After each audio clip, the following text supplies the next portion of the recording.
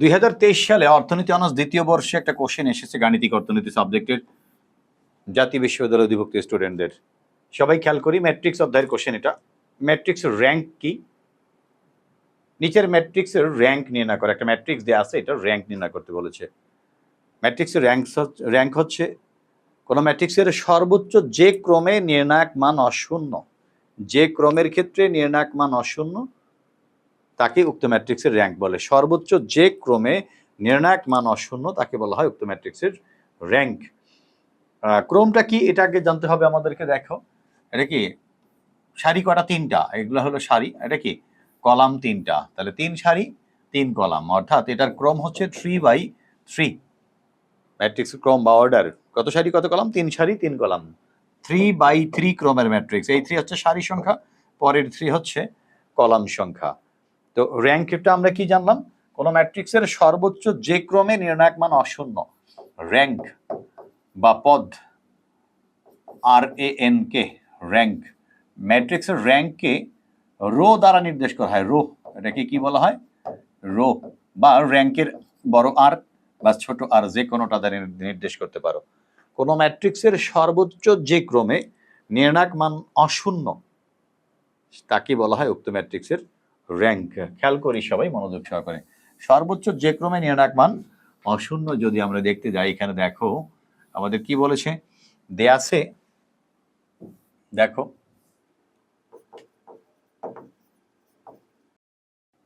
দেয়া আছে A equal 1 2 3 2 3 4 3 5 7 1 2 3 2 3 4 3 5 7। এখানে এ ম্যাট্রিক্সের ক্রম কত? 3/3, 3 সারি 3 কলাম। এখানে এ ম্যাট্রিক্সের ক্রম, এ ম্যাট্রিক্সের ক্রম 3/3, 3 সারি 3 কলাম, অর্থাৎ এখানে দেখাইছিলাম আমি। তো আমাকে কি করতে হবে? আমরা নির্ণায়ক মান বের করব। এর নির্ণায়ক ম্যাট্রিক্স কি থার্ড ব্র্যাকেটে আবদ্ধ করে দেখানো হয়, আর ম্যাট্রিক্স হচ্ছে থার্ড ব্র্যাকেটে আবদ্ধ করে দেখানো হয়। একজোড়া বন্ধনীর মধ্যে, সেটা থার্ড ব্র্যাকেট হোক আর ফার্স্ট ব্র্যাকেট হোক, একজোড়া বন্ধনীর মধ্যে আবদ্ধ করে দেখানো হয়। র্যাঙ্কের ক্ষেত্রে কি সমান্তরাল রেখা দ্বারা আবদ্ধ কতগুলো সংখ্যা রাশি বা পরামিতি বা চলকের বর্গাকার বিন্যাসকে বলা হয় র্যাঙ্ক। খেয়াল করি সবাই। আর ম্যাট্রিক্স হচ্ছে কোন একজোড়া বন্ধনীর মধ্যে আবদ্ধ কতগুলো সংখ্যা রাশি বা পরামিতি বা চলকের আয়তাকার বা বর্গাকার, আর র্যাঙ্কটা হচ্ছে বর্গাকার। খেয়াল করি সবাই। এ এর র্যাঙ্ক, অতএব এ এর র্যাঙ্ক, র্যাঙ্ক অফ এ, না, এ এর নির্ণায়ক আমরা বের করব কি? নির্ণায়ক মান বের করব। অতএব এ এর নির্ণায়ক, এ এর নির্ণায়ক মান অশূন্য হলেই আমরা কি পাবো? যদি অশূন্য হয়, যত ক্রমের ক্ষেত্রে, যত সারি যত কলামের ক্ষেত্রে নির্ণায়ক মান অশূন্য, সেটাই হবে উক্ত ম্যাট্রিক্সের র্যাঙ্ক। নির্ণায়ক এ ইজ ইকুয়াল 1 2 3 2 3 4 3 5 7। খেয়াল করি সবাই। এটার পজিশন কি? প্লাস মাইনাস প্লাস, প্রথমটা কি প্লাস, এটা মাইনাস, এটা প্লাস। যে পাশে যাও, প্রথমটা প্লাস, প্লাসের পর মাইনাস, মাইনাসের পর প্লাস। খেয়াল করি সবাই। প্লাস 1 নিলাম, এইটা প্লাস 1। এই 1টা যে কলাম, যে সারিতে অবস্থিত, এগুলা বাদ।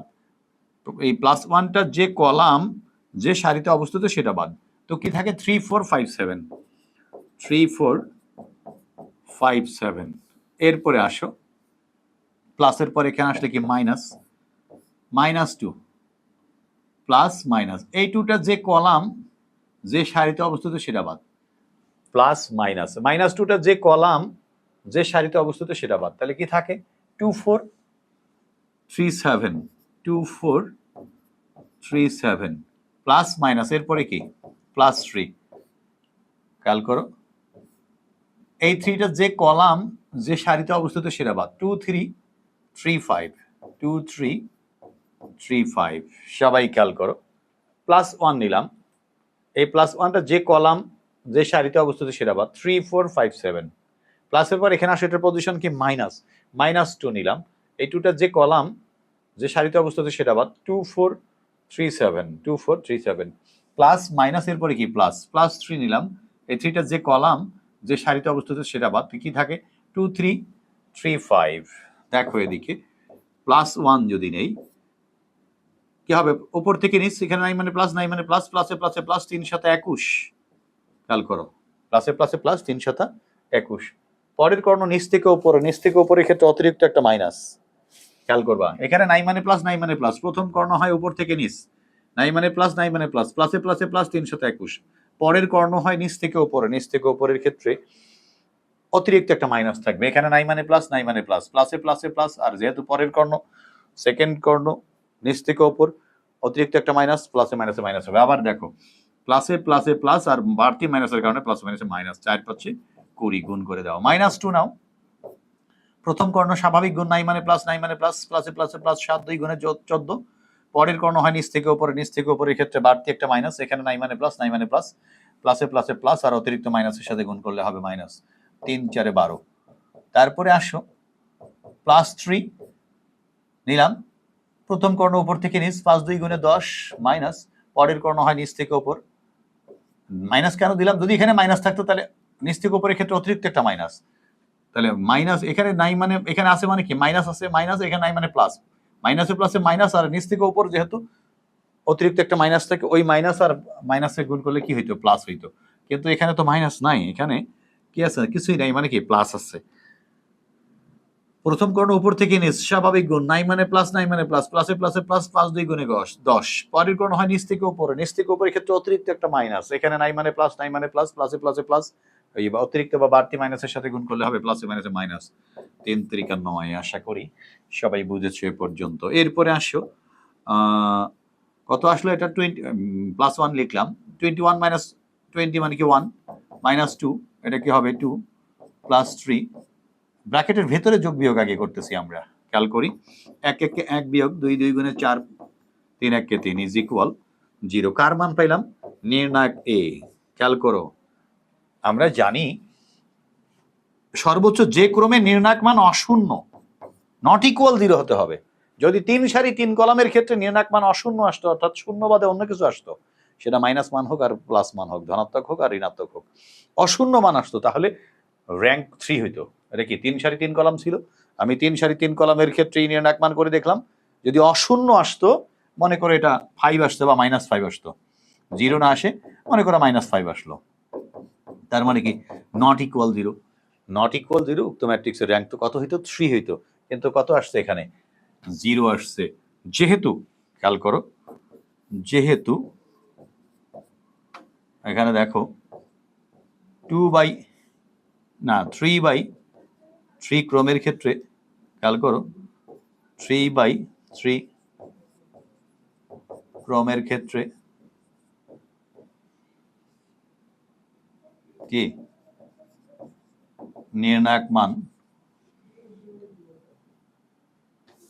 0, বা এইভাবে লিখতাম 3/3 ক্রমের ক্ষেত্রে নির্ণায়ক এ ইজ ইকুয়াল 0, নির্ণায়ক এ ইজ ইকুয়াল 0। অতএব এ ম্যাট্রিক্সের